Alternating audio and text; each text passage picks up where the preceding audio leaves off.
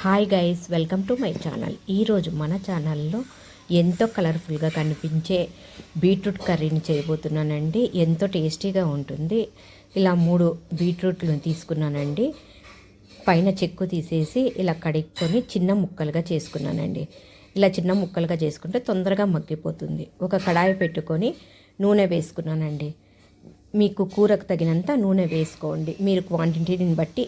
తర్వాత నూనె కగిన తర్వాత ఆవాలు జీలకర్ర వేసి వేయించుకుంటున్నానండి. తర్వాత అవి వేగుతున్నప్పుడే మినప్పప్పు పచ్చిశనగపప్పు కూడా వేసి గోల్డెన్ బ్రౌన్ కలర్ వచ్చేంత వరకు వేయించుకుంటున్నానండి. తర్వాత కరివేపాకు వేసి వేగిన తర్వాత బీట్రూట్ ముక్కల్ని చిన్నగా తరిగిన వాటిని వేస్తున్నానండి. ఇలా చిన్నగా తరుక్కోవడం వలన మనకు కర్రీ తొందరగా మగ్గిపోతుందండి.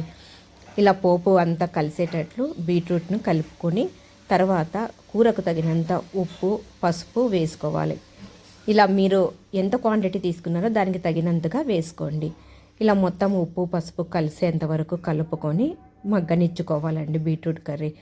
తర్వాత దీనికి కొంచెం ప్లేట్ మూసిపెట్టి మనము సిమ్ములో పెట్టుకొని మగ్గనిచ్చుకోవాలండి. ఇలా మధ్య మధ్యలో ప్లేట్ తీస్తూ కలుపుకుంటూ ఉండాలి, ఎందుకంటే అడుగు అంటుకోకుండా ఉంటుందండి.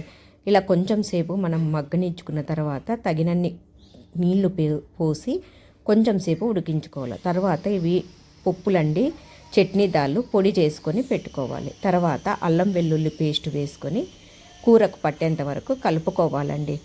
ఇలా తర్వాత కారం తగినంతగా వేసుకొని కలుపుకోవాలి. ఇలా మీరు ఉప్పు కారాలు మీ క్వాంటిటీని బట్టి వేసుకోవాలండి. ఇలా పప్పుల పొడి అదే చట్నీ దాల్ పొడిని వేసుకుంటే చాలా టేస్టీగా ఉంటుందండి. తర్వాత ఎండు కొబ్బరిని కూడా వేసుకున్నానండి. ఇలా వేసుకోవడం వలన మనకు టేస్ట్ కూరకు చాలా బాగా ఉంటుందండి. తర్వాత కొత్తిమీరను వేసుకున్నానండి. ఇలా వేసుకొని మొత్తము కలుపుకోవాలండి. బీట్రూట్ కర్రీ తినడం వలన రక్తహీనత అనేది ఉండదండి.